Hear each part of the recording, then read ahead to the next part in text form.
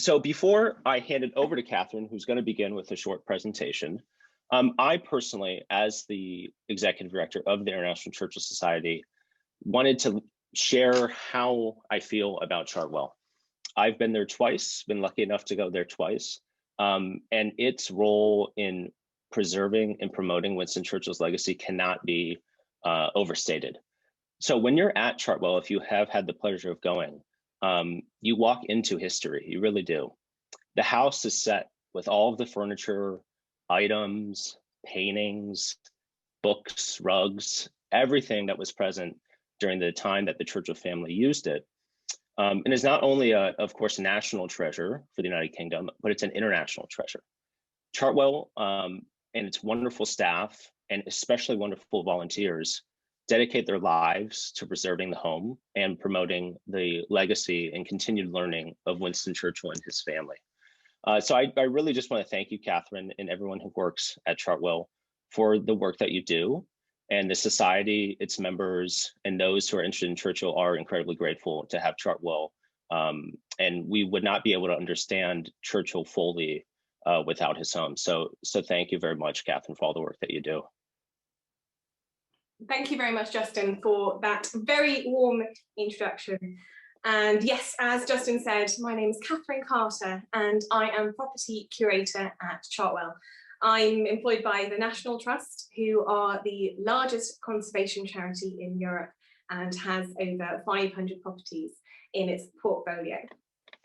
So just before I start, I'd like to make a couple of thank yous. Firstly, thank you to all of you who have joined us today. It is brilliant to get to share the stories of Chartwell with such a widespread audience. I've seen the messages coming up saying countries all over the world. So great to have you with us this evening. And in addition to that, I'd like to thank a company called Top Photo, who are an amazing independent photo archive. And as I go through my talk, all of the historic archive images of Churchill and Chartwell and his family are from them. So a big thank you to Top Photo. So let's get on to Chartwell itself. Of course. So I'm going to share my screen to begin her presentation. And I would just like to remind everyone, please do use the question and answer function for questions, not the chat. That would be preferred. Thank you.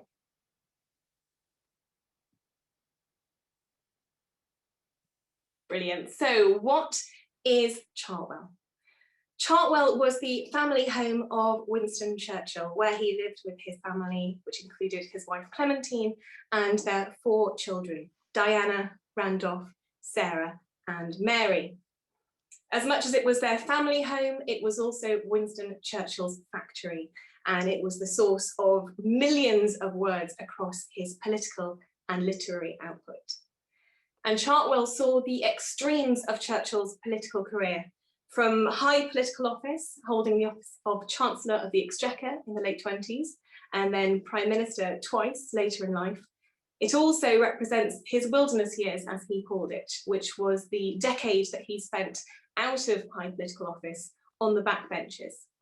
And during those years, he mounted a number of campaigns in British politics, one of which was to desperately try and convince the establishment that Germany was preparing for war.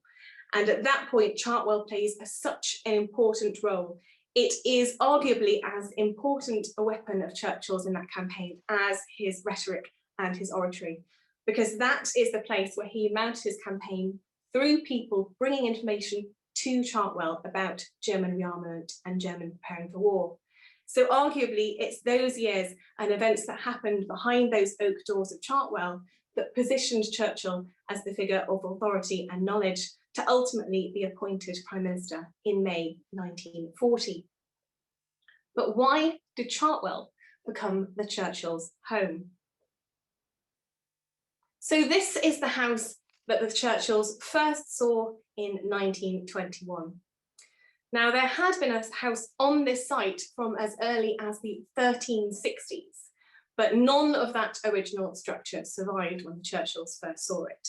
And the oldest components of this building date from Tudor times, so from the 16th century.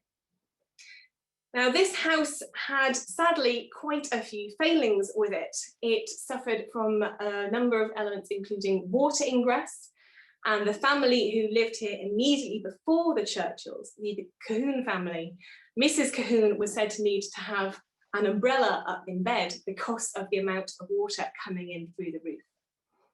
In addition to that, it is a real hodgepodge of architectural styles. From the Tudor core of the building, it then had Georgian and Victorian add-ons, and it was said that the layout of the house just really wasn't intuitive or user-friendly. And lastly, it was said that it faced the wrong way. So the front facade is actually immediately opposite a very high hillside. And so the rooms weren't particularly light. And keeping in mind that Churchill, by this point, has been painting for almost a decade, has developed an artist's eye, and light is therefore very, very important to him. So if not for the house itself, what was the reason that Churchill fell in love with Chartwell? So it should be said, it is what you see from the house. And I should say, I always struggle to find photographs to give this view justice. It is absolutely breathtaking. It is completely panoramic, looking out across the Weald of Kent. And one of the wonderful things about visiting Chartwell today is that view is entirely unchanged from Churchill's own time. So even though it is in proximity to the M25, one of the busiest motorways here in Britain, and also within commuting distance of London, there hasn't been any development in that vista. So you see it just as Churchill did. And it should be said that whilst there were a number of problems at the house, it did tick a few of Churchill's boxes. First of all, Churchill was very keen to buy a country house in the county of Kent in the southeast of England. And the reason for that was that his childhood nanny, Mrs. Everest, was from Kent and had planted a seed very early on that it was a wonderful county to live in. In addition to that, it was relatively close to Westminster, and at that point you could get from Chartwell to the House of Commons within an hour. So whilst there are these technical and practical elements to it as well, the view is what captured his heart. And it should be said that his wife Clementine, though she soured on the idea of Chartwell later, initially was very keen. And looking out upon this view that we see on this slide, she said, "I can think of nothing but that heavenly tree-crowned hill. It is like a view from an aeroplane up there." And you can see why in the early days of aviation, it really would have felt like you'd taken off looking out across that amazing view. But the stars weren't quite aligned right when the family first saw this house to buy it. And unfortunately, they would have to endure a year of considerable loss before they would buy the home they would grow to love. So having seen the house in 1921, this sadly coincided with a number of tragic deaths of members of the family. The photograph on the left is Clementine's grandmother, who was largely responsible for Clementine being brought into London society and the reason she met Winston Churchill. She sadly died in the January of that year. The next photo along, Bill Hosier, is Clementine's younger brother, who sadly took his own life in a hotel room in Paris in April of that same year. The next photo along, we have the beautiful Jenny Jerome in her latter years there with Winston's nephew, Peregrine. And she sadly passed away in the summer of that year. And the young girl on the right is Marigold Churchill, who at the age of just 2.5 passed away from septicemia. And hers was a particularly cruel loss because she had gone away to the seaside with a nanny and Winston and Clementine weren't with her at the time. And she started to develop symptoms of illness, but the rather inexperienced nanny they had at the time didn't realise the seriousness of it. And sadly, by the time Winston and Clementine got to her side, she had very little time left and passed away in the August. So it's worth keeping in mind, yes, the Churchills want a country house. Yes, they want a new chapter for their family life, but 1921 really was the worst year, arguably, for the family. So given this, what circumstances changed? So firstly, they inherited a considerable inheritance which boosted their finances. A distant relative of Winston's passed away in a train crash, and as a result of that, he had a boost to his finances, which is what had prevented them from having a country house sooner. But it was the house that needed remodelling, it was the house that they couldn't afford. What then changed? So in 1922, the following year, circumstances having changed and their finances being better, they were able to buy the house that they loved so much, although Clementine slightly less cool on the idea by that point. She was a very practical woman and saw that the house would ultimately be a money pit, and indeed it was. Having spent £5,000 buying the house, Churchill then spent another £18,000 on remodelling it to completely overhaul both the design and the layout of the building. But after 2 years of waiting to get into this house, they finally get in 1924. So this is the house that the Churchills moved into, and as you can see, completely transformed from those black and white, very Victorian Gothic revival style of architecture to what we see here, and this is what you see when you visit Chartwell today. So it was this house that became the Churchills' primary residence. They had a number of other houses, of course, and during Churchill's time in high political office, those roles often came with official residences, but it was Chartwell that was dearer to his heart than any other. But what was life like beyond those doors? So Chartwell played many different roles in the Churchills' lives, and often these were being played concurrently. First of all, we have the fact that it was the place where the Churchills entertained, but it should be said it wasn't where they entertained on a grand scale. It was much smaller, more intimate gatherings, and you were definitely someone very special if you got an invitation to Chartwell. And the photograph on the left, we can see Charlie Chaplin visiting the Churchill family in the early 1930s. Now, the who's who of people who came to Chartwell really is extraordinary, and the Churchill's visitors book has over 750 signatories across the decades that they were there.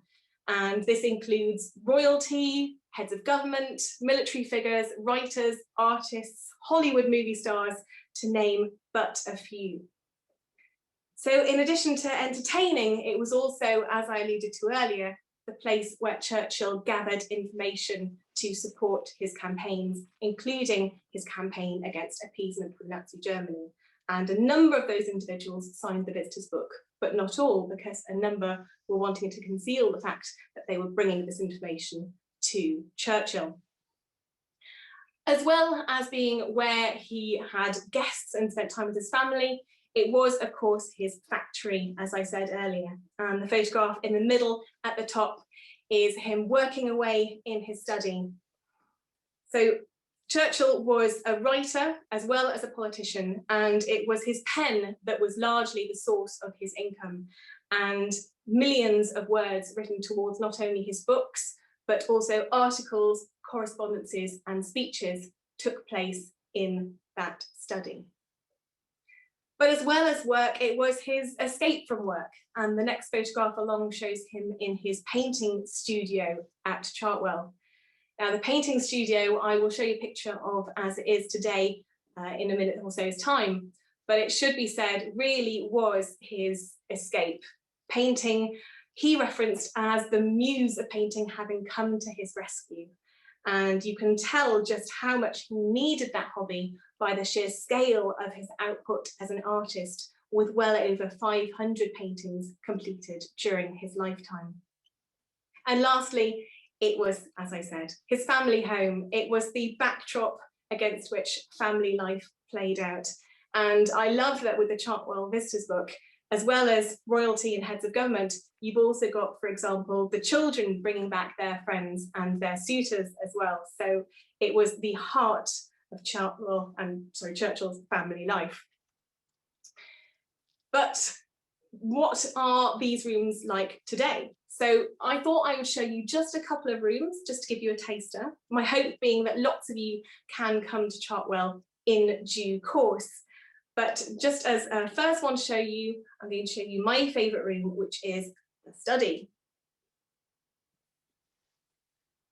So the study is a very, very impressive room when you are in it. You can, for example, see these exposed beams along the top, which are part of the original Tudor building. So we have had those beams assessed, and we know that the wood from them dates from the early 16th century.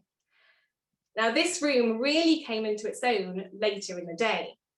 So whilst Churchill would work throughout the day, his working pattern involved working from bed in the morning, and then he would wake up later and he would spend time in and around the house in the gardens. An afternoon nap was a famous part of his routine as well, but it was usually in the late afternoon and then later after dinner where he would spend time in the study. So whilst this room is brightly lit in this photograph, actually the study that Churchill knew, it would have been much darker, there would have been plumes of cigar smoke, and he would have been striding up and down those wooden floorboards, dictating to one of his army of secretaries that he had on hand at any point. So this room is not only where he worked, but as I said earlier, it was the inspiration which led to what we would now say are some of the most quoted phrases in the English language, and they have their origins in this very room. It was his inspiration for his writing as much as his speeches. So I think we all owe a debt of gratitude to events that took place in that room. Now, the next slide is, in my mind, the culmination of Churchill's writings, and so I wanted to include it as well. And it is one of the most important objects in Chartwell's collection today, and it is Churchill's Nobel Prize in Literature. And as you can see, it was awarded to Winston Churchill for his mastery of historical and biographical description, as well as for brilliant oratory in defending exalted human values. So the Nobel Prize was given in 1953. It was originally intended to be given slightly earlier in the late 40s, but then the Nobel Committee decided that they wanted to wait until he had finished 6-volume history of the Second World War, so that that could be included in the list of works associated with the prize. By the time he had finished it, he was once again holding the office of Prime Minister, and it would be very unusual for the Nobel Committee to award a Nobel Prize to someone holding political office.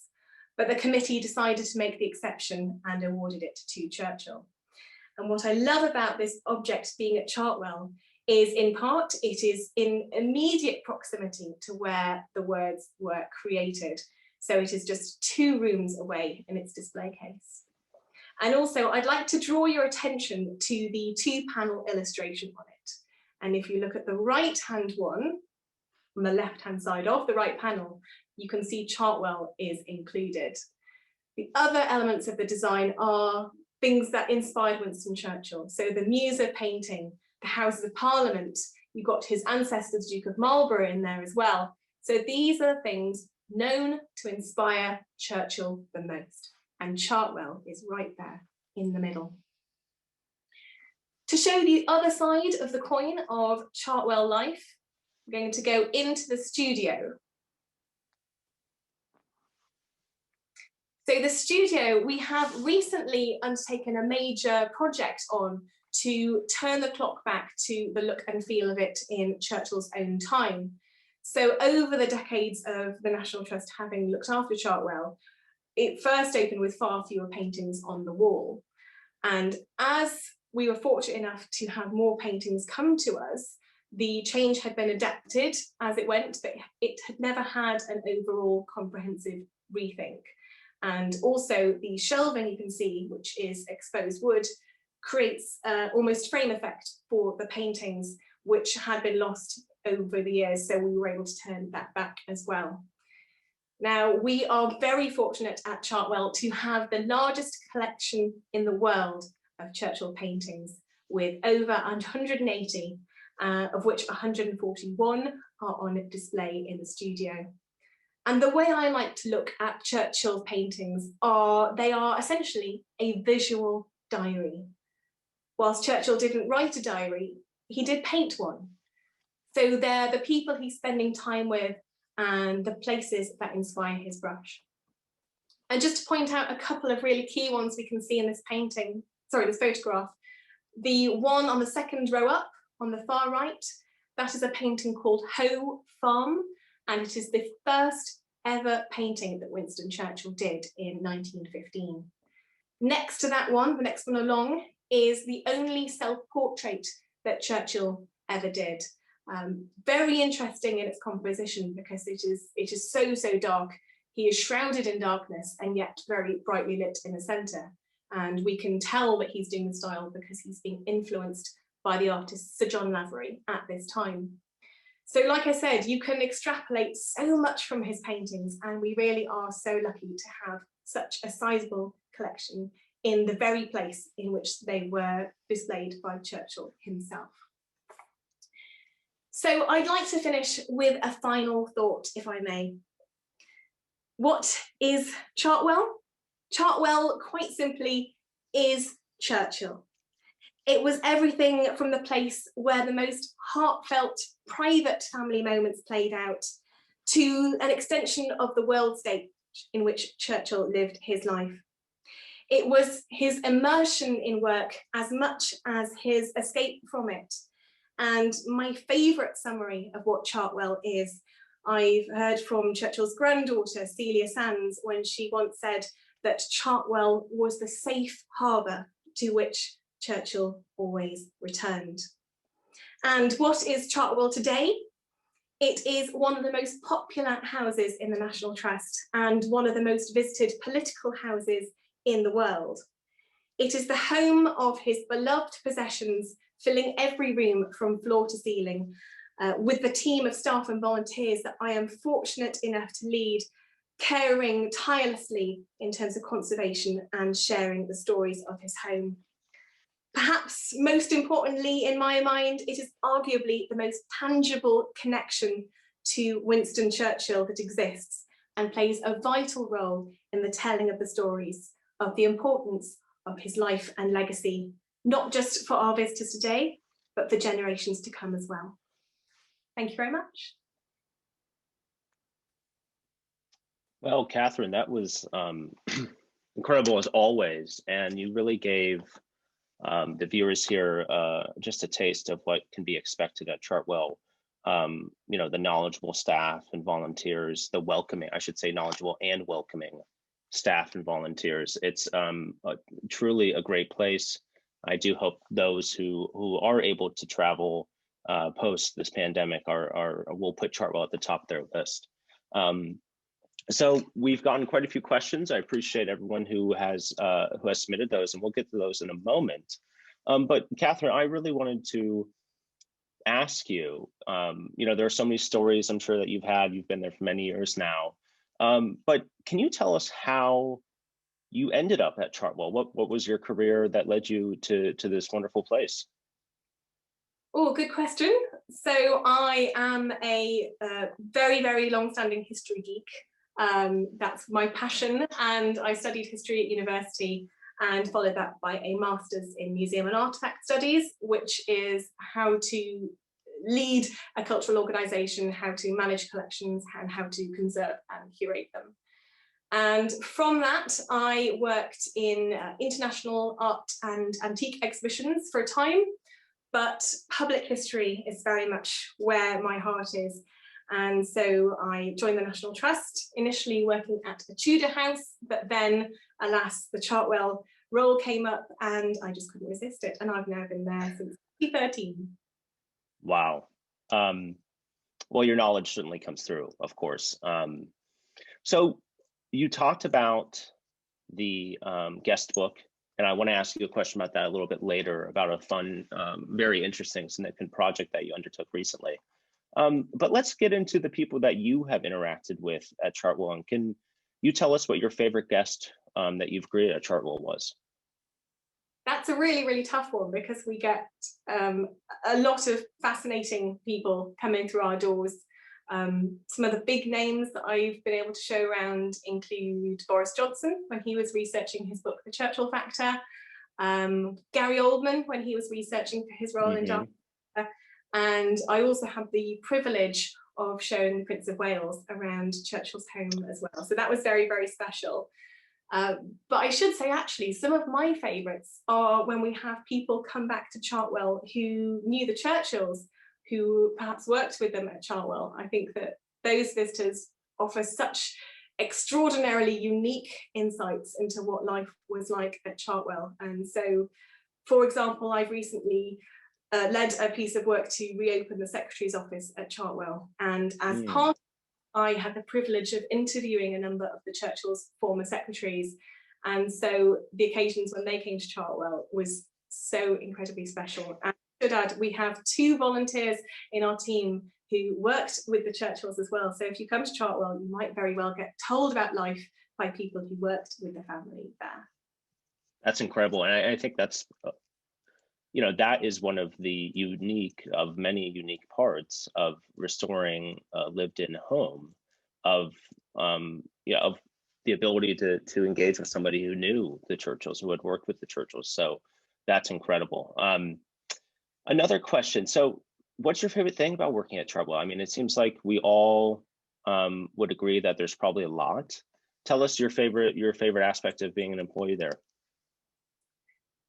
Well, I should say, firstly, the team I work with are absolutely incredible. So the conservation technical expertise of my colleagues is phenomenal. And also the team we have who actually meet and greet our visitors and share the stories are all such wonderful ambassadors for the property. So it's a sheer pleasure to get to work with the team that I'm fortunate enough to lead. I think that perhaps the most extraordinary thing is being able to work with the collection at Chartwell. And I do sometimes have to pinch myself if I'm curating an exhibition or the like and preparing the objects for display. I sometimes can't quite believe that I'm getting to hold Churchill's gas mask or his passport or one of his paintings. And for someone who has a lifelong love of history, getting to be hands-on with those objects and getting to care for them is incredibly special. So I think that close-up relationship with objects that bore witness to history is, for me, the most special thing. So returning to what I mentioned a few minutes ago, tell us about the project that you and the staff, the volunteers, undertook regarding the visitors book. I don't think many people know of that. Yes, so we have, as I mentioned earlier, the Chartwell Visitors Book, which for the entire time of opening since the mid-60s has been under glass as a very, very fragile historic document. Even more so because actually, interestingly, the outer boards of the book are converted from an early 17th century book. So not only is it fragile because it's 20th century, components of it are hundreds of years older. And one thing we wanted to do was to bring this object to life. So I was fortunate enough to recruit a brilliant team of volunteer researchers, some of whom I believe are watching this evening. And they painstakingly combed through the pages of the book. And between us, we've been deciphering signatures and creating a database of those visitors who comprise, across 750 people, 2,500 individual signatures. So it's been a huge thing. And what we've done is not only created this database, we've also got a virtual visitors book that you can engage with on site. So you can sort of flick through the pages, you can click on a signature, you can read a bio about the person, you can search by date, you can search by name. So it's gone from being a remarkable object under glass to something you can actually engage with and really get into the skin of life at Chartwell. Yeah, wonderful. Do you have any plans for any other sort of projects like that where you're taking new technology with older objects? So we've done a few other things recently with digital technology. For example, in the studio, what we've done is we've created a digital paintings guide. So you can not only be looking at paintings, but you can have a tablet and click on it and learn about the painting as well. That's something that has happened in the last couple of years. We also have an interactive touch wall where you can click on a theme related to Churchill's painting and maybe see footage of him painting or learn about how many paintings he did in a certain country. So there's already quite a few digital components which our visitors love, which is great to see. Yeah, incredible. So we have so many questions, and what I have learned with hosting these events is that our presenters and our guests always enjoy responding to questions live. So we have about 25 minutes left. So if you're okay with it, I'd like to start going through them. So I'm going to begin with, and there's some are asking the same thing. So I'm going to begin. So this is from Evelyn. You may not know this, but it's an interesting question because you brought it up. Where did Churchill's nanny, Mrs. Everest, do you know where in Kent she was from? I don't. I think she was from the coast. I couldn't see precisely where, but yes. Yeah. Not necessarily the part of Kent where Churchill bought Chartwell. Got it. So Tish asks, do you know, can you identify the large painting in the study, which is, it looks like it's just above the fireplace. And do you know, can any info on that piece? Yes, so that is a very large painting of Blenheim Palace. It came to Chartwell after the Second World War. So if you look at early photographs of the study, it's not in there because it arrived later. Unfortunately, it's unknown artist, remarkably enough. But it is contemporary to the construction of Blenheim Palace and it being lived in by the Duke of and Duchess of Marlborough. But it remains a mystery, sadly. English school is the attribution for it. That's pretty broad.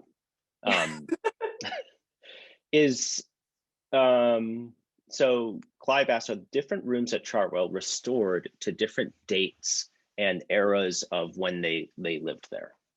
That is a really, really good question. So when the Churchills knew that their home would one day become a National Trust property, and I should probably say that that was immediately after the Second World War, where a group of the Churchills' friends decided to buy Chartwell for them so that they could live out the rest of their lives there, but then it would be open to the National Trust one day. The Churchills had 20 years of living there, knowing that the house would one day become a National Trust property. So a lot of thought went into how it would be shown to the general public.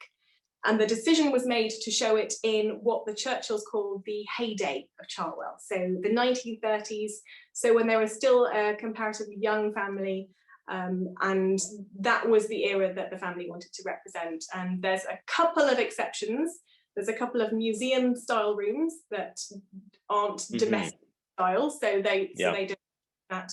And also the secretary's office that I've reopened recently actually is 50s in style, because that is the period we were able to recreate through the oral history testimonies of former secretaries. Yeah, and I will say, your point about the museum style, I distinctly remember the room with all of his selected wardrobes that he wore and then the occasions of which he wore them, which was a cool exhibit. Yes, the uniform room, that's a favourite. A lot of people room, because I think clothing is something by which you can really connect to individuals from the past, and they are in fact his original clothes. They're not recreations, and his Simon suit remains a firm favourite with artists. Of course. So, and unfortunately, I'm sorry, I'm not going to get to every question because there's quite a few, but we're gonna try to get to as many as possible. A few people have asked, and this is very interesting. Do you know if Germans ever targeted Chartwell during the Blitz, and if bombs had ever was it ever damaged during that time? So it was widely believed that Chartwell was a bomb target by the Luftwaffe, and it's for that reason that the Churchills didn't remain in Chartwell during the Second World War itself. So one thing that might not be obvious from that photograph behind Justin is that Chartwell has a rather distinct T-shape footprint. And so it was very much just for demonstrating. And in addition to its very distinct shape, it had 2 lakes within the grounds. So it was thought highly likely that the Luftwaffe were looking for a T-shaped house with 2 lakes.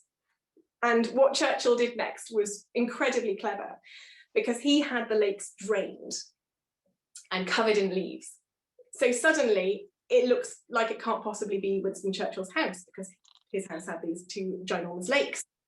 So that is the reason it wasn't bombed.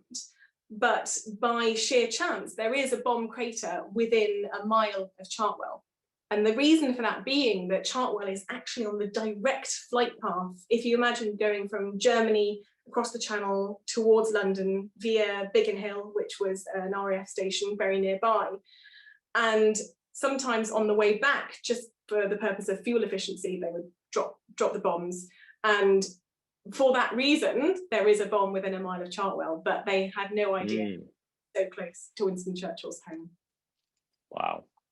An interesting question from Neil, who they asked, why did Lady Churchill never live in Chartwell after Winston's death? So when Winston Churchill died, the arrangement made between those who bought Chartwell for them and the National Trust was that she could have carried on living there if she had wanted for the rest of her life. But I think she saw it as a natural change in chapter. And if you imagine, that is a very large house to be living in as a widow. And actually, Clementine really, really loved London life. She loved the theatre, she loved society life. So for her, it made more sense for her to relocate to their London home. And that allowed the National Trust to open Chartwell to the public in 1966. Speaking of Clementine, Judy asks, she loves the dining room. Does this room personify Lady Churchill and show us her taste? I would say it does, because her taste is quite unusual, actually, in that it is completely timeless. If you go to a lot of houses that are dressed as they were in the 1930s, they will feel very, very dated. They'll be very heavily laced, for example, and have, chintz wallpaper and all that sort of thing. But Clementine had exquisite style. She would often anchor room on a pastel colour on the wall, duck egg blue being her favourite shade. That comes up several times at Chartwell. And then have quite a bold textile accompanying it, but in a way where it feels really clean and really fresh. And that is a constant thread throughout the rooms at Chartwell. So yes, you can definitely see her style there. I would say the exceptions to that rule at Chartwell are the Winston rooms. So the library and the study being very much his decor and his choice. Susan asked, and this is a very interesting question. So she said, since Churchill loved Chartwell so much, why is he buried at Blaydon rather than nearer Chartwell? And I know the answer, but I'll let you answer. So the reason is that he had a lifelong connection to Blenheim Palace and to that part of Oxfordshire, having been born there and having proposed to his beloved wife Clementine there. And interestingly, there is record of some discussion about him potentially being laid to rest at Chartwell, and that discussion tends to happen in the late 40s, early 50s. But the decision was made in part following a visit to Blaydon, where he reportedly saw his father's grave and tapped it with his gravestone and said, this is where I shall be. Because if you imagine, Blaydon Churchyard is the place of his ancestors. Mm-hmm. And if he saw himself as someone very much following in the footsteps of his father, you can completely understand why he'd want to be laid rest near him. Yeah, I'm glad you brought that up. For those who don't know, Winston Churchill himself identified many parallels of his life with his father's life. That could be a whole nother topic. And one very, very interesting one was that he viewed his father died quite young, and Winston Churchill himself thought he would die quite young as well. And actually, he died I forget how many years, but in the same month as his father did. It was the same day. Same day. The same day. That's right. That's right. Okay, so question. So who owns Chartwell now? I'll answer that. It's property of the National Trust.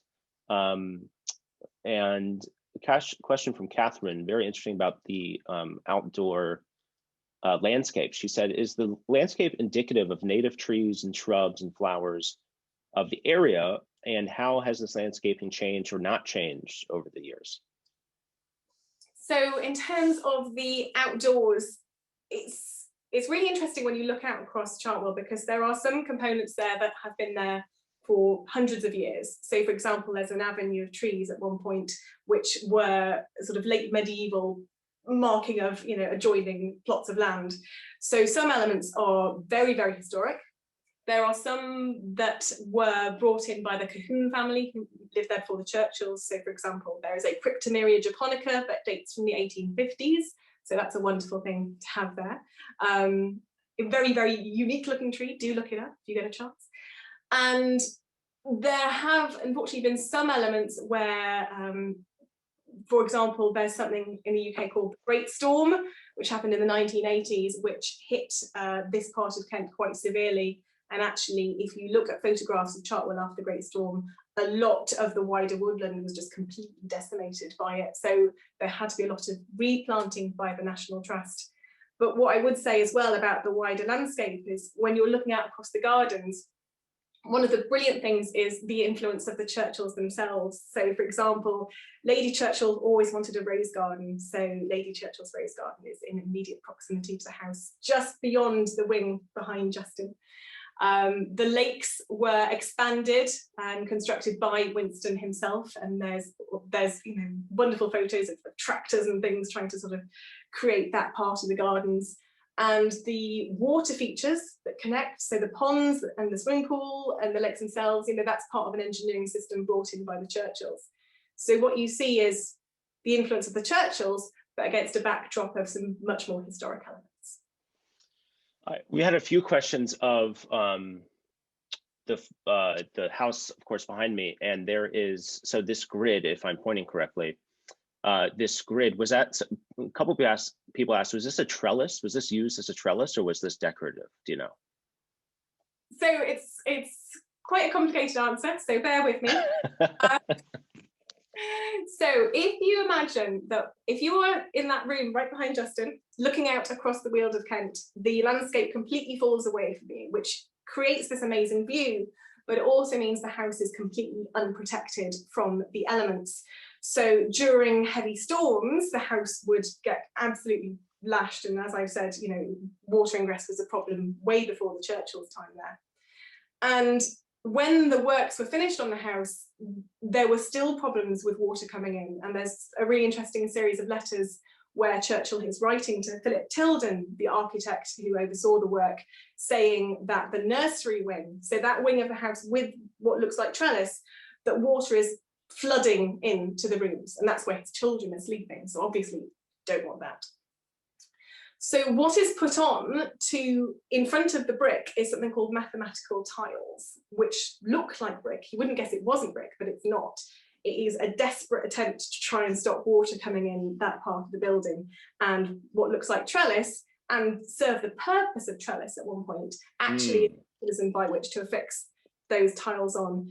And in fact, the staircase that leads up that wing is covered in linoleum, again, as a measure to try and prevent the water coming in. So it was a problem the Churchills had to deal with much of their time there. So yes, it's trying to keep that part of the building watertight. Question about, do you know the square footage? So the question is from Nancy, how big is the house? How many rooms? How many bedrooms? How many staff during the 30s? So you don't have to answer all those, but how many rooms, and do you know the square footage? So it's at one point listed on the market as having 18 bedrooms. But in fact, a lot of them didn't serve the function of bedrooms. They, you know, if you look at plans of the house, you have, for example, the linen room and the butler's pantry and the valet's room, and some of the rooms were for staff, you know, either for secretaries working late or for, you know, nurses in Churchill's later life. So that gives you an indication of the size of the house. What else was in there? How many staff? Again, changed considerably depending on what point in Chartwell's history you're looking at. If it was a point when the Churchill's finances were slightly tighter, then they would sometimes scale back their domestic staff.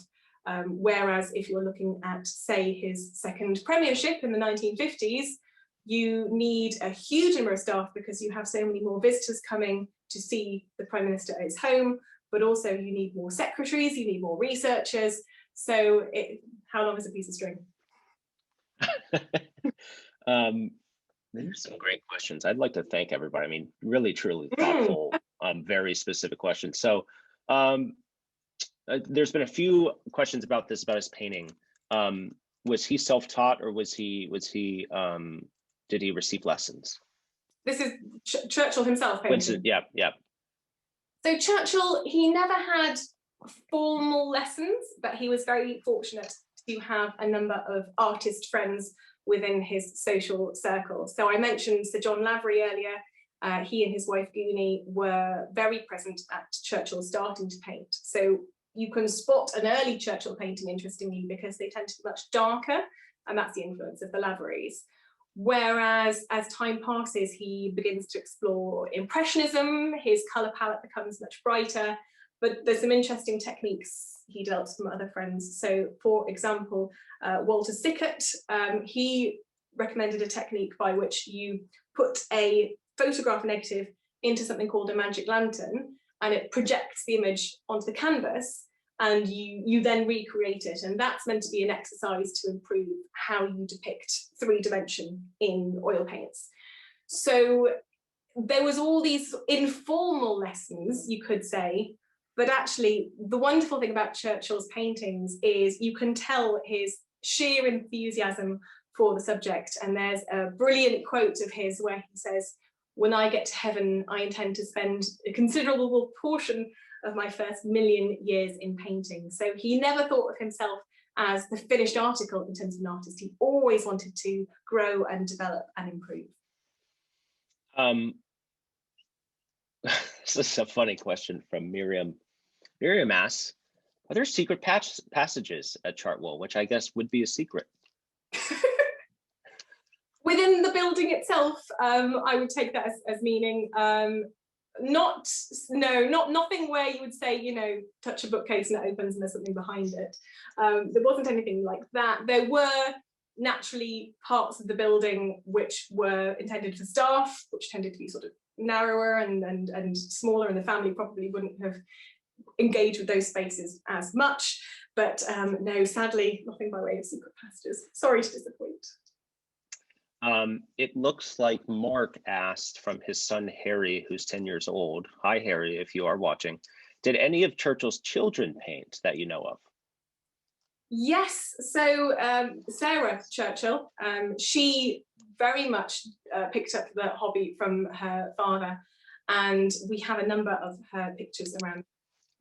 Among my favourite objects in Chartwell actually are 2 sketches that she has done that Winston had framed and put on the wall of the study underneath that big picture of Blenheim that we saw earlier.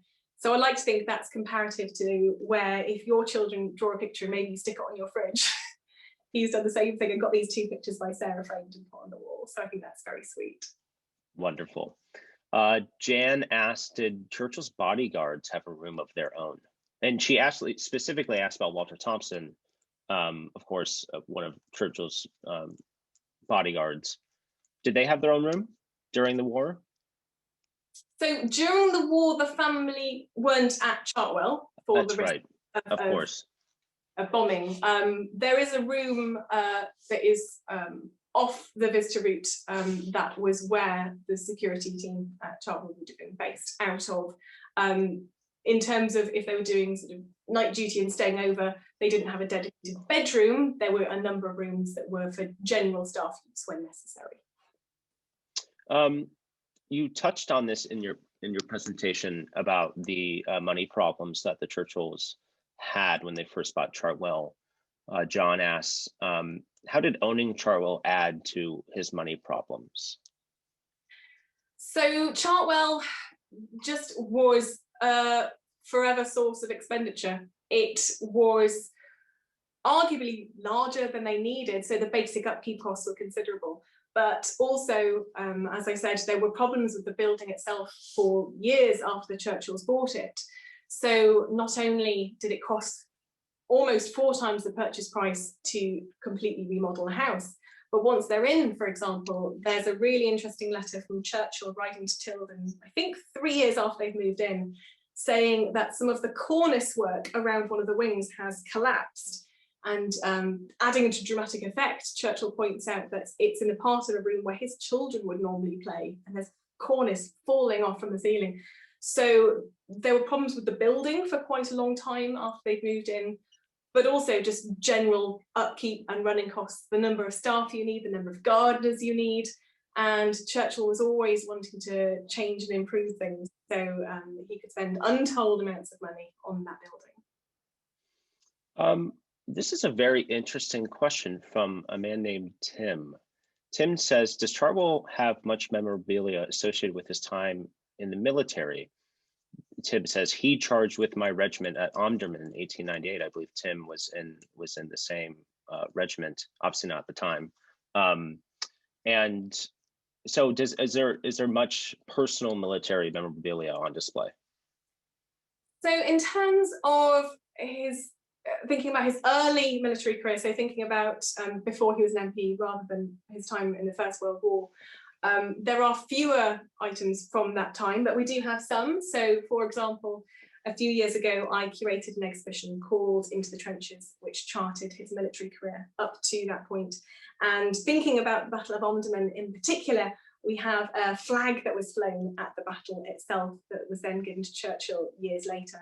And unfortunately, that is an incredibly fragile textile, so it's not something we can safely get out very, very often. But we are able to sometimes, for special exhibitions, bring it out. So we do have some items that we have in our collection that we can showcase that story with. So we have time. I'm going to ask 3 more questions. And again, thank you, everyone. We have 87 questions. It's incredible. And over 550 attendees live. So thank you very much for taking time out of your day this Saturday. So the first question, this is from Tom. Are there any aspects of Chartwell that are particularly mysterious or unexplained? Do you know what? There's one that actually predates the Churchills by several hundred years that I find really interesting. So we recently had in the lower ground floor of the building some of the floorboards taken up just for typical works on the building. And as I mentioned earlier, there has been a house on that site since the 1360s, so it has a very, very long history. And in the 17th century, its occupants would appear to have been quite superstitious and quite fearful of witchcraft, because as in many historic houses in England, there is evidence of that superstition. So when we lifted the floorboards, we found piles of animal bones, which was a practice by which sort of spiritual middens is the phrasing, which is to ward off evil spirits. So this predates the Churchills, like I said, by hundreds of years, but it is something they almost certainly weren't at all aware of, that one of the occupants centuries before them clearly had concerns. So I think that's an interesting part of that story. Slightly creepy. So a great question from Charles Price. Churchill introduced black swans, the famous black swans, to Chartwell in the 20s. Are there any descendants still there? So not the original descendants of the originals, I should say. We do keep that tradition alive at Chartwell. We still have black swans, which is a lovely part of the ongoing legacy to show Churchill's love of animals. Similarly, we still have golden orf in the ponds outside, and we do actually have one of Churchill's original fish tank in the study with fish in it, although again, not descendants of the original. So this is in response to a question, and then I'm going to ask you a final question. A few people have asked, and I appreciate them asking, what are some good biographies of Churchill? If you don't mind me, I'll answer this for general readers, and then actually I'll get your opinion too, because I've been commenting on your lovely bookshelf. I would say, so Andrew Roberts, his book came out a couple years ago. It's incredible. It's very long, so just as a warning, but it's a page turner. A smaller book, which I actually have really enjoyed, is by Ashley Jackson, which came out about 5 or 6 years ago.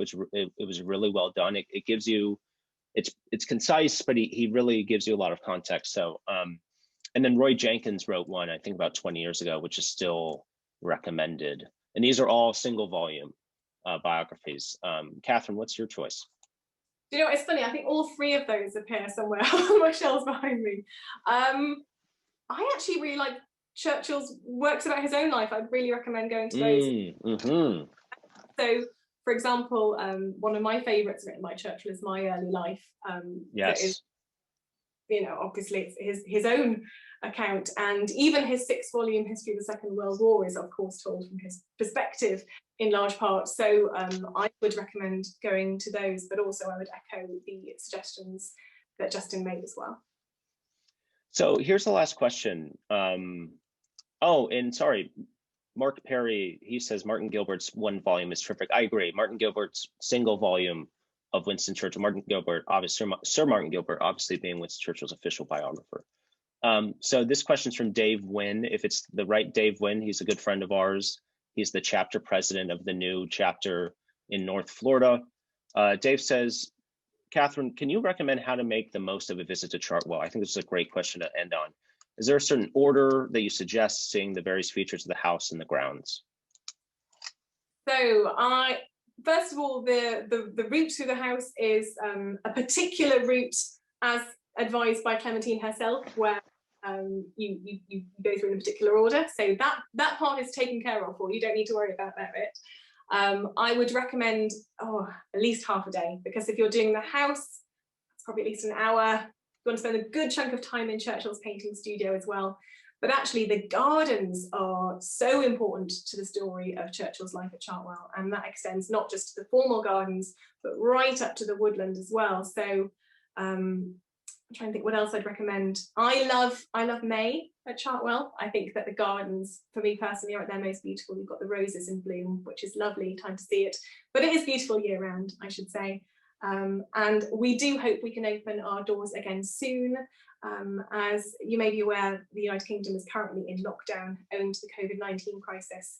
And that does mean that we temporarily have closed the doors to Chartwell, although the gardens, I should add, are still open. But we look forward to welcoming visitors again to the house and the studio very soon. Yes, yeah, that'd be great. Brandon says, can I live there for a month? Brandon, I don't think so. I hate to break it to you, but you can visit every day for a month for sure. So before we say bye to Katherine, I want to thank everybody for attending and all of your wonderful questions. If you're not yet a member of the International Churchill Society, I do encourage you to join. That your members are what allow us to do things like this. So please do consider joining. You can simply go to winstonchurchill.org. We have a great web domain.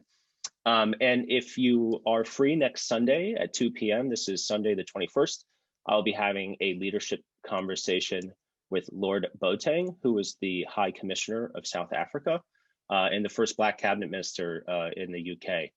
So please look for that on Eventbrite. Katherine, thank you does not do it justice. You were incredibly knowledgeable, of course, a wonderful presentation. Thank you for joining us today. No, thank you for having me. It's been a real pleasure. And as you said, brilliant questions as well. Thank you so much, everyone.